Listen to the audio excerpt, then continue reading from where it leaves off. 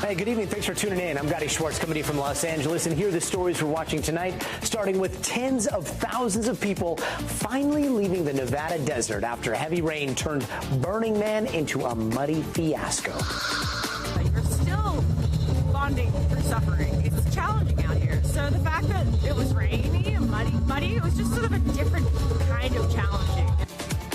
Bonding through suffering. But while many were left stranded, others with more means were able to escape days ago. We're going to get into all that. Plus, the search is intensifying for a man who escaped from a Pennsylvania prison last week and helped along by new pictures from this trail cam.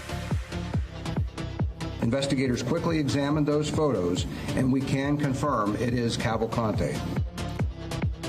And lawyers for convicted murderer Alex Murdaugh want a new trial accusing the court clerk in the previous trial of jury tampering. Jurors must be free from outside influences and must decide the case solely on the evidence presented in the courtroom.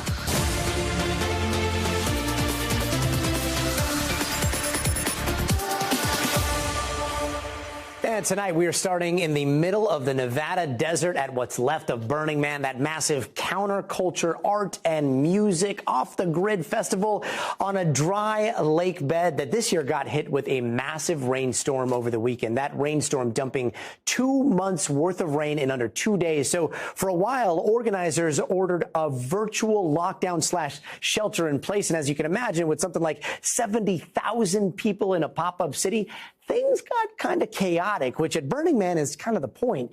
Some trying to leave early, got their cars stuck in the mud, others abandoning everything just to hike out in the muck, while those who were prepared for that Burning Man kind of self-reliance, well, they stayed put and burned the man, as they always do.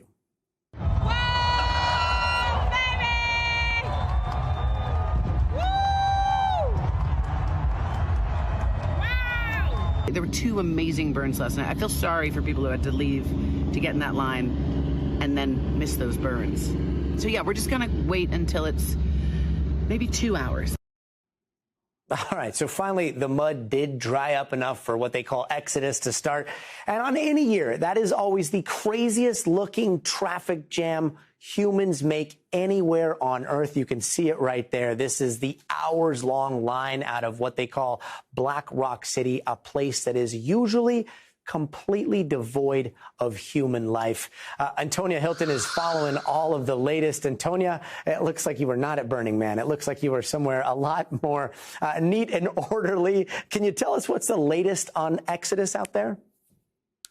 Yes, thank God I can bring the story to you from somewhere where I'm not fighting for food and dealing with trash, because that's a lot of what's been facing people over the last few days.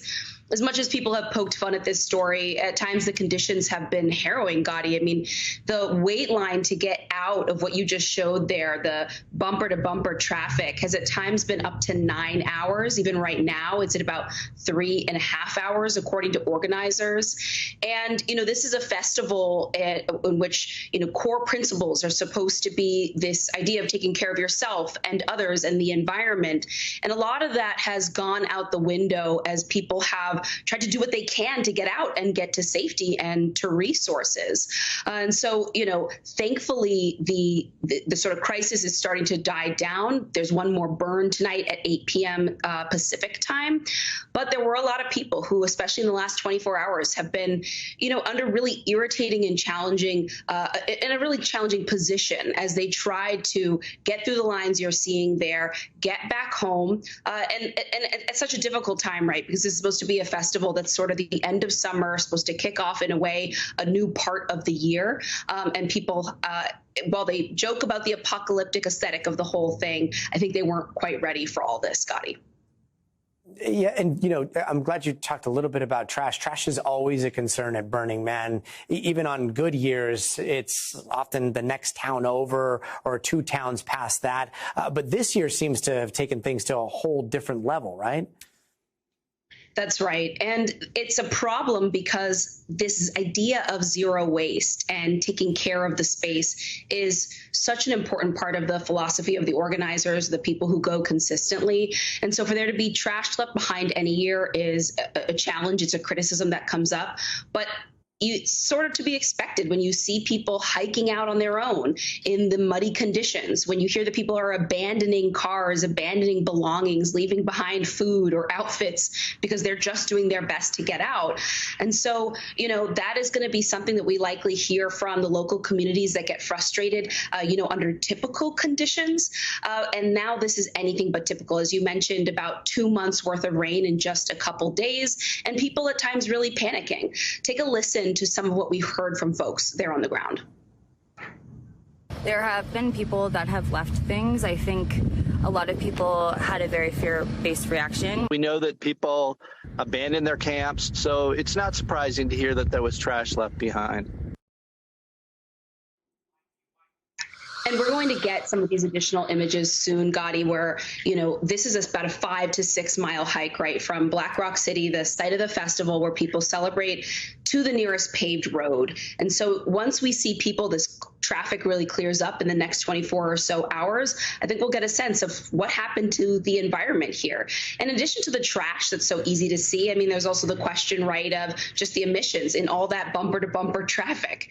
And so it's going to be a couple days. I mean, we also know that one festival goer lost their life on Friday. So there's a lot. We're still waiting to hear about the cause of death in his case, a 32-year-old man.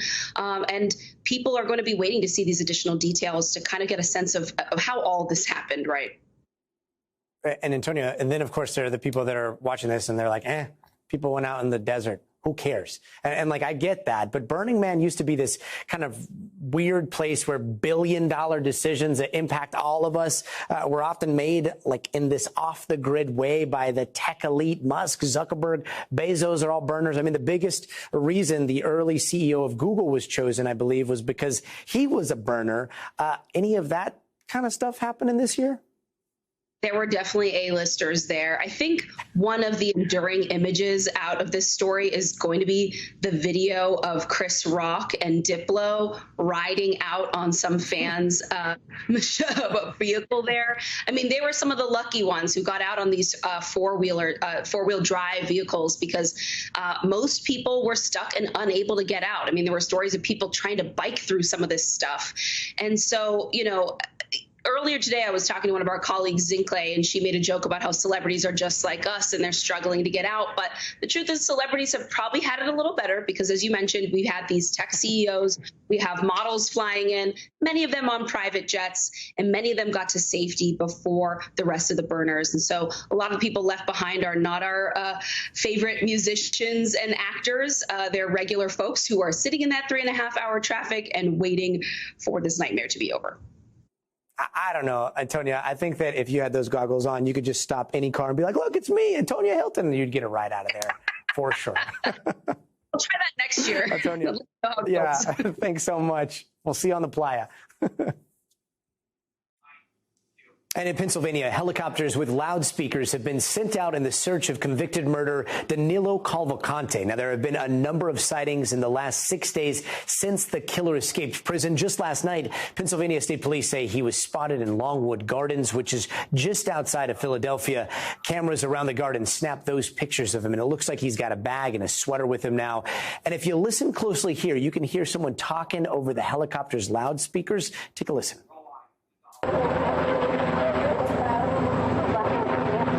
It's hard to hear, but that is actually audio of the killer's mom begging for him to turn himself in Portuguese. NBC's George Solis joins us now. George, what is the latest on the search here?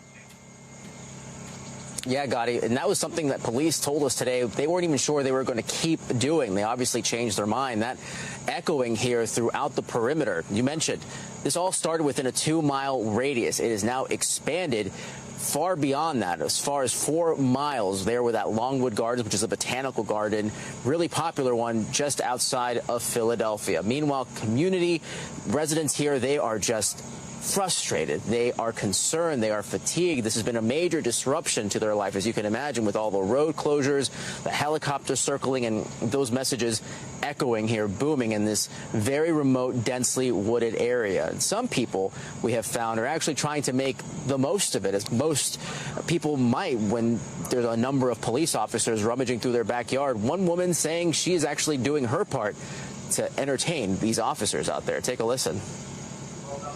we had a state trooper the whole night on our deck with his gun and everything, and he stayed up all night and walked the perimeter of our backyard. I made him chocolate chip cookies, and we gave him Coke and water because he was going to be there all night. Obviously, that's sort of the lighthearted nature to this very, very dark case surrounding this convicted killer, a fugitive who's been on the run now for several days. Police saying, don't let your guard down, because for what he's wanted for, convicted of killing his ex-girlfriend, and he's wanted for that murder in Brazil, Gadi. So it looks like the prison that he escaped from is only like 4 miles away from the gardens there, right? It doesn't look like he's gotten very far. So does it seem like they are closing in?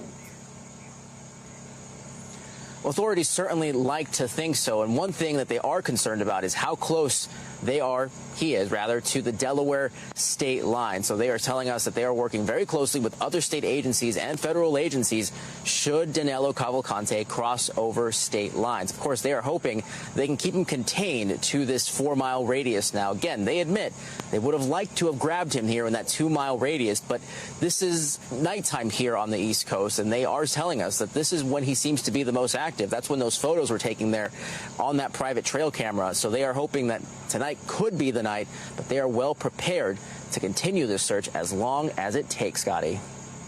And George, talking about things that he may be close to, he's pretty close to schools if he is actually there, right?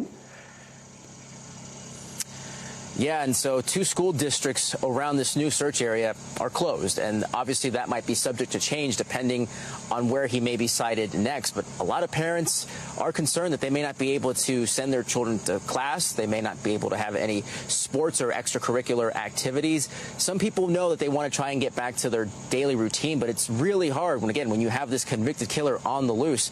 A lot of people thought this would be over in just a few hours after this escape. They are just ready for this manhunt to come to a peaceful resolution. Here's a conversation I had with another resident a little earlier today. And we're watching to see if school will be canceled. Practices have been canceled. So it's one of those things you just, while you trust law enforcement to do the right thing and execute a methodical search, you're very careful in the meantime. It's scary. Yeah, I mean, just like, you don't see as many of the neighbors out. Obviously, we have lights, at night, things like that, but it's nerve-wracking.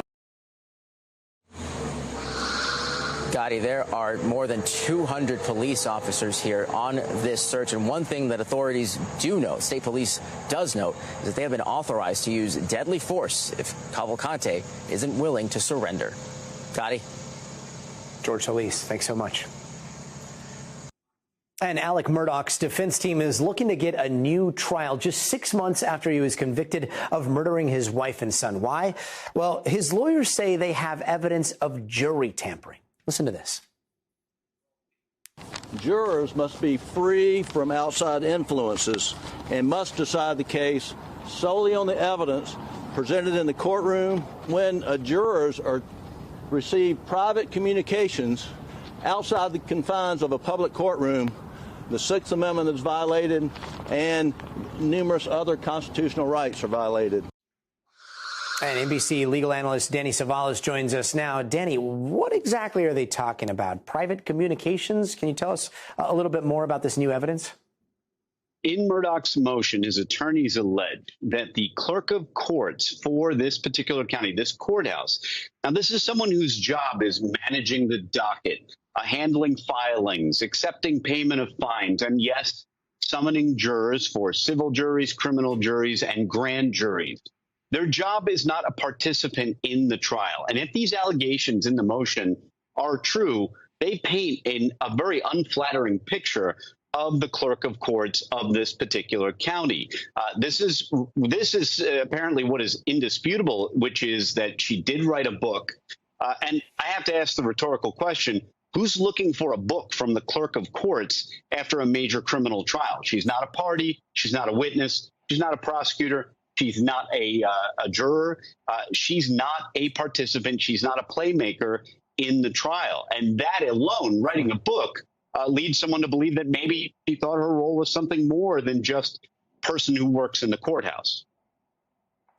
We know that 2 of the jurors have lawyered up in this case, right? Because of this, or possibly because of this. Is that evidence for a new trial as well? It would be the prudent thing for the jurors to get lawyers, because the allegations are essentially going to be that the jurors were compromised. And the only way you're going to get that evidence is from the testimony or the affidavits, which are attached to the motion already. But you're going to get that information only from the jurors. And obviously, their credibility is going to be attacked, not just by this clerk of courts who's being implicated in their testimony, but also by prosecutors who are going to fight like heck to try and prevent Murdaugh from getting a new trial. So part of their duty, the prosecutors, is going to be to cast doubt on the credibility of these same jurors that they convinced to convict Murdaugh. So there is paradox upon paradox here. Yeah, I mean, I'm still trying to grapple with the idea of getting called to show up to jury duty, then you get impaneled, then the next thing you know, you're in this very long, intense case with all these lawyers presenting evidence, and the next thing you know, it's all over, you're done, and then you're getting a lawyer to possibly protect you. I mean, that just, it's boggling to think about. Now, let's say if the evidence is presented again, if there is a new trial, after everything that's happened, we saw him admitting to lying over and over and over again. The facts will remain the facts. Do you think that it's likely he'd be convicted again?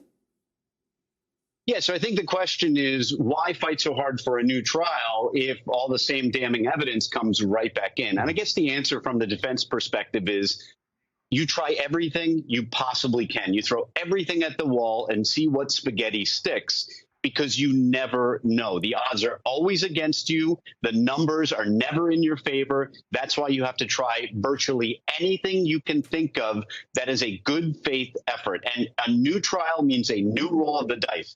Are the dice loaded against the defendant in this case? Of course they are. The evidence was pretty compelling.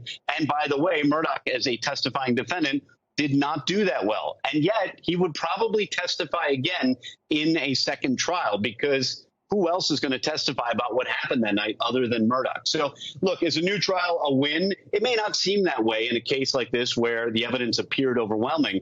But for a defendant who's looking down the barrel of the rest of his life in prison, it's a huge win. It's another chance. It's another spin of the roulette wheel. As a defendant, you'll take it. It's better than nothing. A defendant who was a high-profile lawyer himself. Danny Savalos, thanks so much. And in Texas, a possible impeachment is brewing. The state's attorney general, Republican Ken Paxton, could be kicked out of office for allegedly taking bribes. He's also been accused of abusing authority out of his office. And in English, this boils down to, well, what's a historic trial by the state Senate, with members of his own party even voting to impeach him. That happened back in May. Now, Paxton pled not guilty today to the charges against him. And NBC's Laura Jarrett breaks down this rare and complicated case. Tonight, embattled Texas Attorney General Ken Paxton fighting for his political survival at a rare impeachment trial. Some of the evidence that you're going to hear is shocking. With fiery opening statements rounding out day one. What is being attempted here hasn't happened in our state in 100 years. The conservative firebrand suspended after the Republican-controlled State House voted to impeach him back in May. The state Senate now deciding whether he should be permanently removed from office. Paxton's been accused of misusing his powers to help a local real estate developer's struggling business in exchange for free home renovations. House impeachment managers say that same developer was helping Paxton cover up an alleged affair. Those allegations are offensive and false. The Attorney General pleads not guilty. The Attorney General formally pleading not guilty today to 16 articles of impeachment. For God's sakes! What are we doing here? It's a dramatic turn for Paxton, known for his lawsuits against the Biden and Obama administrations over health care and immigration. And while he's been dogged by investigations for years, voters in Texas reelected him twice. At the end of the day, Mr. Paxton wasn't the man they thought he was. His political future now in the hands of the state's 31 senators, 19 of them Republican, one his own wife, sitting at trial but barred from deliberating, and some familiar faces reportedly on the list of potential witnesses, including Paxton's 2022 challenger, George P. Bush, and political strategist Karl Rove. Laura Jarrett, NBC News. And still to come, another January 6th sentencing, but this one was a lot different. A Proud Boys leader is headed to jail, but he wasn't even at the insurrection. We're going to explain. So stay tuned.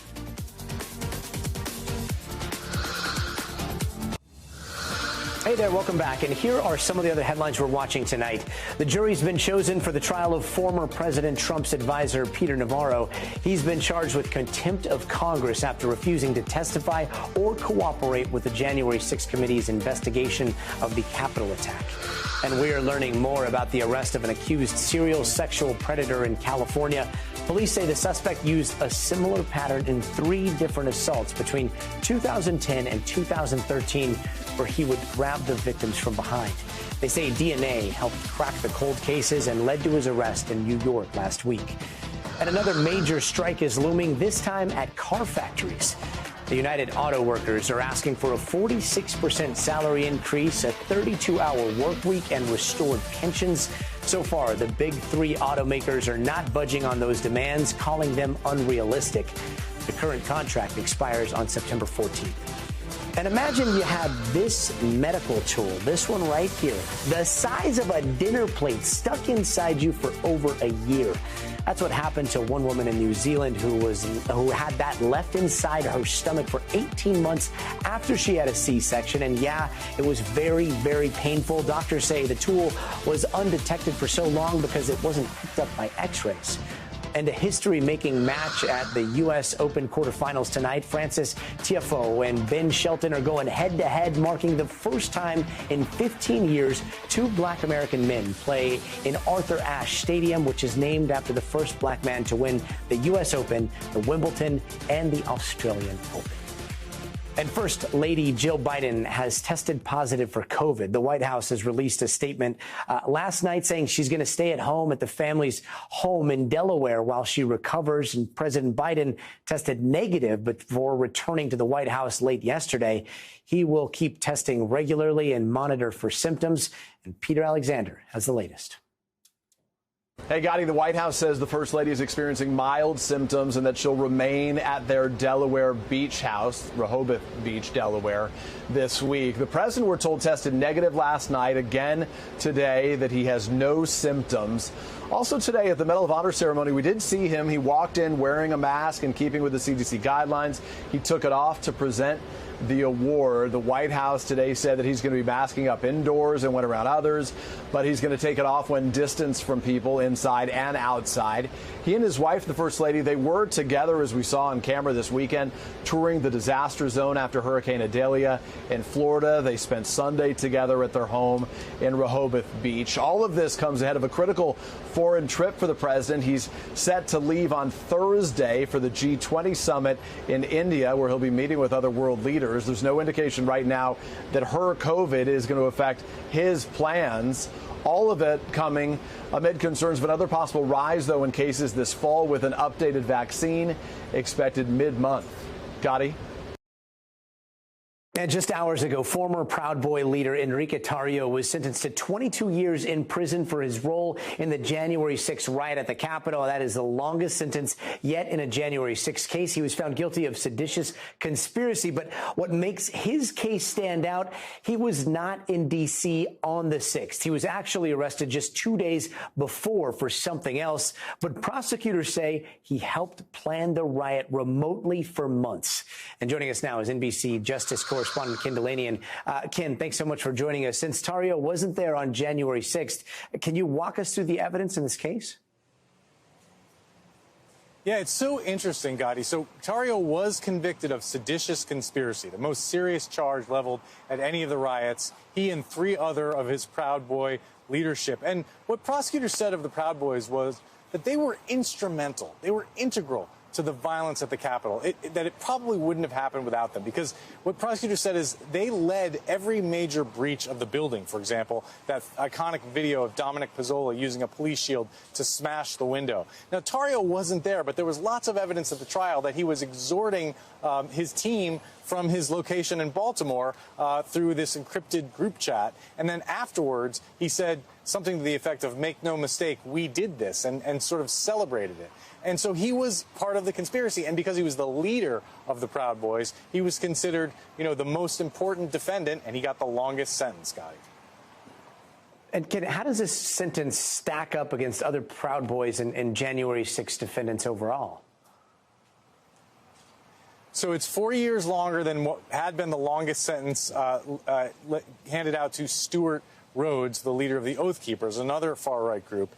And it's a few years longer than some of the other Proud Boys got last week. They got between 15 and 18 years. But it's much less than what prosecutors wanted, Gadi. They wanted 33 years for Tarrio. And in fact, federal sentencing guidelines agreed by the judge, including a terrorism enhancement, actually called for between 27 and 34 years. So the judge really gave Tarrio a break here. He said he was concerned about sentencing disparities. But there is some room, some legal experts believe, for the prosecution to appeal this sentence, as long as draconian as some people may believe it is, because it could have been longer. Frankly, the average murder sentence in this country, by some accounts, is 20 years. So this is a significant prison sentence. But again, the guidelines, the federal sentencing guidelines, called for up to 34 years, Gadi. Bit of perspective there. Ken Delanian, thanks so much. You bet. You got to see this. These Dolphins put on quite the show for beachgoers at Tybee Island, Georgia, over the Labor Day weekend. Look at that. A playful pod showing off their athletic ability with a series of flips, lifting a few feet out of the water. That must have been fantastic to see in real life. Maybe they did it on purpose because they knew the cameras were rolling. We'll be right back.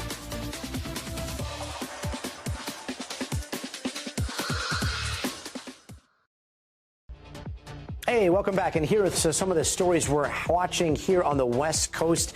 In Oakland, California, Skyline High School went into lockdown this afternoon after a reported shooting. Officials say, fortunately, no one was hurt, but at least 2 people connected to the shooting were taken into custody. They also found a gun nearby. And a mother in Arizona wakes up to find her 12-year-old son on fire and then found out he might have been doing some sort of TikTok challenge, which involves making a fireball using either aerosol cans or rubbing alcohol.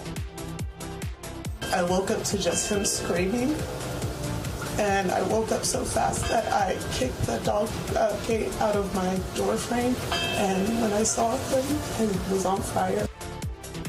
She says it all happened less than 2 weeks after her son Corey's 12th birthday. Corey is now recovering from 2nd and 3rd degree burns. And in Los Angeles, voice actors in video games might soon join TV and movie actors on the picket line. SAG-AFTRA is calling for a wage increase and protections against the use of AI to replace actors on games. Now, the gaming companies negotiating with its actors right now include Activision, EA, and Disney, to name a few. Now, the union is asking members to vote for a strike by September 25th.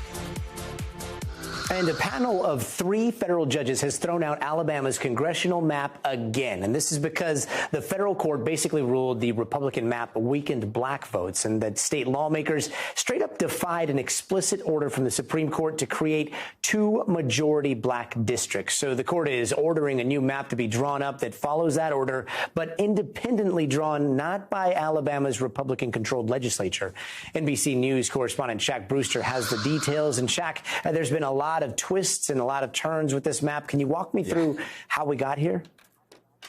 Yeah, so it really goes back to the 2020 census. Once that national census happens, then the state legislature is required to draw new congressional maps based on those new numbers. Well, when the state of Alabama's legislature did that, they drew out one of the 2 congressional districts where there were a majority black population. That went to a court. Black voters sued. It went to this panel of judges, and they ruled that this map violated the Voting Rights Act and it violated the Constitution. Those appeals made it all the way up to the Supreme Court, and in June, the Supreme Court agreed with what the lower court had to say. So what you saw was in July, lawmakers had a special session. They went back in, they went to draw a new map, and they drew a map that looked very similar to the one that was already rejected. So today you have this panel of judges now saying, no, this is unacceptable. You didn't listen to what we did. And it was a scathing ruling, Gadi. You heard them say they were deeply troubled. It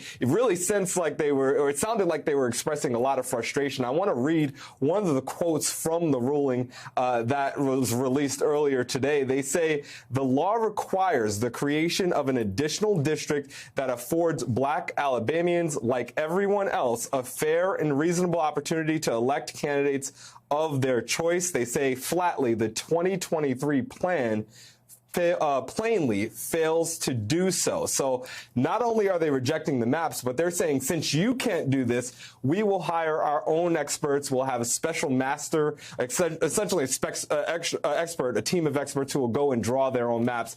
They'll have them come in and they will impose a new set of constitutional maps on the state of Alabama, Gadi.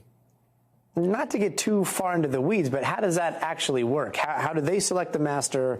How is this person or this panel truly independent? And how is this not headed towards another big fight over gerrymandering? Spoiler alert, it likely will end up back to some of the higher courts at a certain point. This will likely be appealed. And many political observers say that's kind of the point. It's the legislature challenging or just seeing exactly how far they can get with that Supreme Court ruling. That was a 5-4 ruling. So if one justice changes their mind or, is affected by the new map, they can always have better success there. But in terms of how this actually works, there's actually at least two people who are involved. They go through and they'll set new maps. This is something that the two people have been determined already. This is something that tends to happen already when there's disputes between a governor and a legislature. In this situation, it's somewhat unique because it's the legislature and governor on one side agreeing on the maps and the courts are now intervening. But there's a deadline for the special masters to come in, set a new map, and then you'll likely see more appeals. But you mentioned this is not just happening in the state of Alabama. This is a national battle we're seeing in Georgia, Florida, North Carolina, even New York, where there's a disagreement between what the courts believe needs to be done and what legislatures say how they believe the line should be drawn, Gadi. This will influence how Congress is controlled in the next election. It's such a complex issue, and you are the best person to talk to about it. I'll never forget that one live shot where you were in one district, you jumped into another district, you jumped into another district. You always break this down so perfectly. Shaq Brewster, thanks so much, man. Thank you, Gadi. All right. And if you're one of the millions of parents who rely on childcare, you're going to want to pay attention to this next story. At the end of this month, federal funding for childcare that started during the pandemic will run out. So what does that mean? NBC's Rahima Ellis has those details. It's story time in Miss Mary's class at Growing Seeds Child Development Center in Norwalk, Connecticut. The title of the book says, Max Goes to School. Where does Max go? This is Mila. She's 4 years old, and one thing's for sure, she's happy here. I love my school, and I love my teacher because my teacher teaches me how to learn stuff. I learned flamingos and volcanoes. See you later, alligator.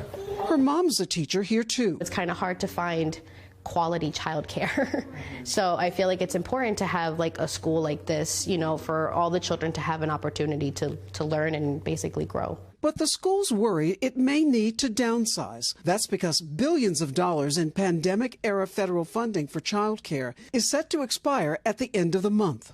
Across the country, 3.2 million kids could lose their childcare, with 70,000 programs expected to close. Definitely we won't be okay. That's Stephanie Croswell, the director of Growing Seeds. She's running through scenarios for when the funding dries up. It could be saying there will be a room or two that could close based on the funding that we don't receive. That means you could have 20 or 30 children that will not be attending preschool anymore. And there's a ripple effect. With some kids not in school, working parents might need to change or leave their jobs. Researchers estimate estimate they could lose $9 billion in earnings every year. Experts say it's exposed what are really long-standing problems. The child care system has really never been adequately funded or resourced. What happened during the pandemic was that it really made clear that this system was fragmented and really insufficient. On average, child care can cost anywhere from about $5,000 to more than $15,000, according to government data. And yet, child care workers have historically made less than the national average. As of May 2022, they only made about $14 an hour. It's leading some child care workers to leave the industry. I feel our child care life is on the line right now. Staffing not really wanting to stay or go look for something else because they can get higher pay and more benefits. And those who stay say they need more support. Sometimes we go out and purchase things for our classroom out of our own pockets. It shouldn't have to be like that. We should be getting, the funding to provide the supplies for new toys, new books, new, furniture, stuff like that. For kids like Mila, who just want to learn. Very good. Who just want to learn. Raheem Ellis, thanks so much for that report. Up next, a not-so-great idea at the Great Wall of China. 2 construction workers are being accused of damaging the wall on purpose. That story's next, so stay tuned.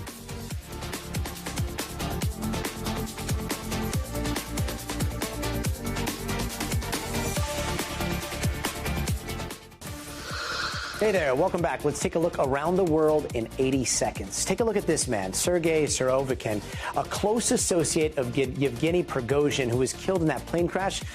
Well, he's apparently resurfaced in a photo that was published today, but NBC News can't confirm when or where that photo was taken. But it is the first time the man known as Russia's General Armageddon has been seen since the Wagner Group's short-lived mutiny. And an Australian researcher is on his way home after an intense medical rescue at a remote base in Antarctica over the weekend. The rescue team used an icebreaker and 2 helicopters. The man is expected to arrive in Australia next week. Until then, he will be cared for aboard that icebreaker. And Spain's women's soccer coach Jorge Vilda has just been fired less than 3 weeks after his team won the World Cup. But no, he is not the guy who kissed a player without her consent in front of millions. That was Luis Rubiales, the head of Spain's soccer federation, and he still has his job. Vidal initially came out in support over Rubiales when he refused to resign, but Spain's soccer federation gave no immediate reason for the firing. And in Brazil, at least 21 people are dead and as many as 1,600 have been left homeless after a monster storm caused severe flooding today. One official says it is the highest death toll from a climate event that his state has ever seen. And 2 construction workers needed to move an excavator while working near the Great Wall of China. But instead of going around the Great Wall of China, they allegedly went straight through it. NBC foreign correspondent Matt Bradley has that story.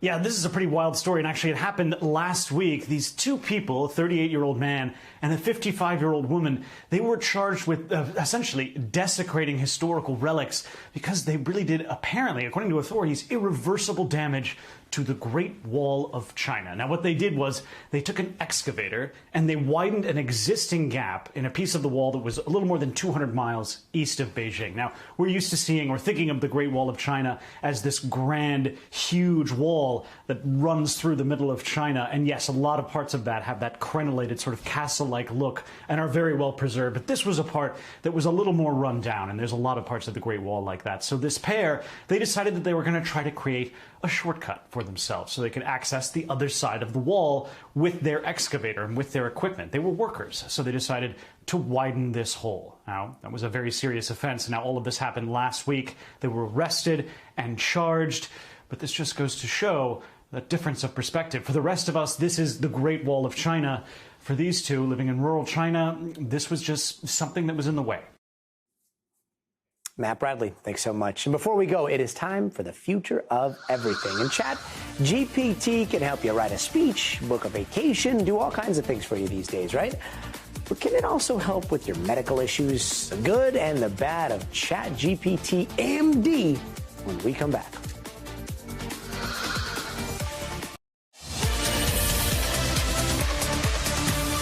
Now for the future of everything. If the three little letters GPT make you feel a certain kind of way, try adding two more letters to it.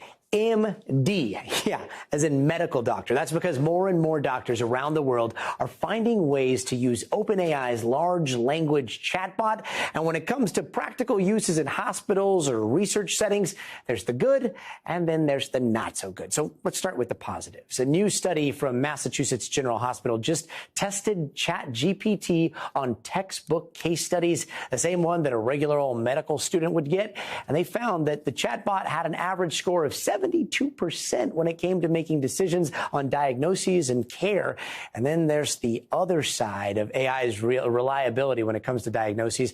In another recent study, researchers found that ChatGPT did not reliably give evidence-based recommendations for cancer treatments.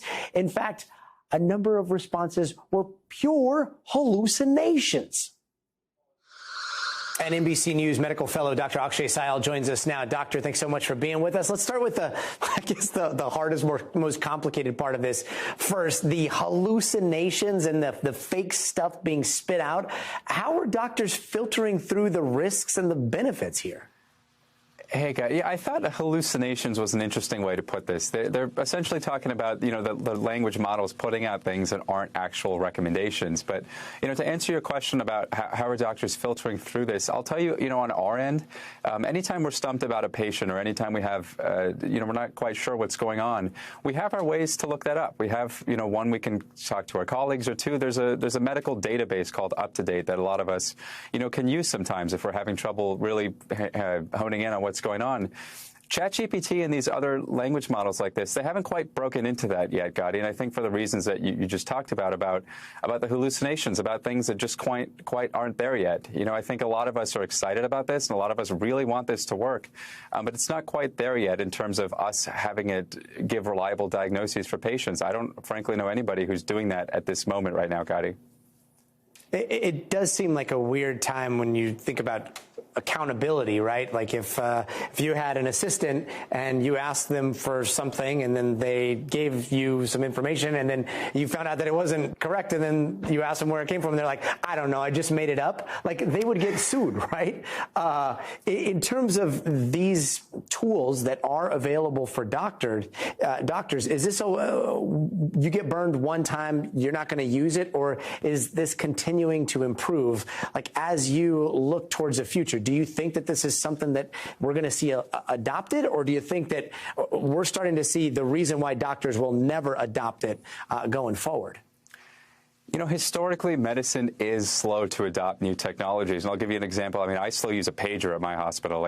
How archaic sounding is that? But, Gadi, I do think this will be used someday. I just don't quite think it's there yet. And the reason, or something that I'm really looking forward to is it replacing Dr. Google and WebMD? How many times have you put in symptoms and you tell it one thing and it tells you, it could be this or it could also be cancer. And that can cause a lot of anxiety. We see this with patients all the time who are coming in and, I have this on my ear, WebMD or Dr. Google thinks it could be cancer. What do you think? I think a way to do that more smartly and a way to do that using AI could certainly benefit a lot of people. But for right now, I don't quite think it's there yet, especially when we're talking about using it on our end. And, what you're saying about accountability, in a hypothetical scenario, if I was being sued, I don't think I could say, ChatGPT made me do it or ChatGPT told me it was right, so I went with that. So I think that's also, you're right, a lot of reason why we have a bunch of hesitation with this right now. Now, the study found that 72%, there was a success rate on overall clinical decisions. 72%, that's not too bad if your life isn't on the line and I don't know, you've got a cold or a flu. I guess that's all right. But how does that compare to the average human doctor score? Yeah, so this wasn't not yours. I know yours is hundreds across the board, but normal, your everyday doctor. It wasn't a straightforward board exam, so it's hard to say this is what a human would get, this is what ChatGPT got. But Gadi, the author of the study over at Mass General in Boston, associated with Harvard, said they really need to get this number closer to 80 or 90. You're right. There is a range of conditions you could use it for, including the flu, or maybe you have a scratchy throat, but also cancer and autoimmune disease. disease. So we need to get that number closer to 80, 90%. 70 is just not good enough right now, Gadi. Dr. Akshay, I'm looking forward to the day that the AI pages you for something at the hospital. Thanks so much for joining us, brother. Anytime. And we're going to end tonight's show with a story of bravery and an Army captain who was awarded the Medal of Honor today. NBC's Courtney Cubie has his amazing story. It was the peak of the Vietnam War when First Lieutenant Larry Taylor got a call, soldiers in trouble. Minutes later, he was flying his Cobra attack helicopter in the dark of night. Sometimes you fly with in your underdrawers with shower soap on, but by God, you got it off the ground in 2 minutes. Nearly 100 North Vietnamese troops were closing in on 4 American soldiers. Dave Hill was one of them. Totally surrounded. Is an area about the size of a football field. And nearly out of ammo. Taylor and his wingman fired everything they had, but the Americans were still pinned down. Over the radio, Taylor's commander ordered him back to base to resupply. Mike Holden saw it unfolding. He told him, I'm the senior officer in this, you're not. Get off my frequency. I'm going in and these 4 men are going to die. Turned it off and went down. What was going through your mind? Before I started the approach in, I thought this is a good idea. And when I got about halfway through it, I thought, what the hell am I doing? He landed under heavy enemy fire. With no extra seats, the 4 soldiers clung to the outside of the chopper. I said, there's no door. This is a Cobra. Get the hell on here. So 2 of them sat on the skid and grabbed the strut. 2 of them straddled the rocket pods backwards and flew. Taylor got them all out safely. Did you get in trouble for defying the order? What are they going to do, send me to Vietnam? It was 30 years before Taylor saw any of those 4 American soldiers again at a reunion. That was the first time we could personally thank him. Hill started a years-long effort to get Taylor the nation's highest military award. Today, at the White House, that mission was completed. We never lost a man, and we never left anybody behind for any reason. And I think I'm proud of that. I did my job. Courtney Cubie, NBC News, Washington. Just a good idea that saved those lives. That does it for us tonight. I'm Gadi Schwartz. We'll see you tomorrow. But until then, stay tuned now. Thanks for watching. Stay updated about breaking news and top stories on the NBC News app or follow us on social media.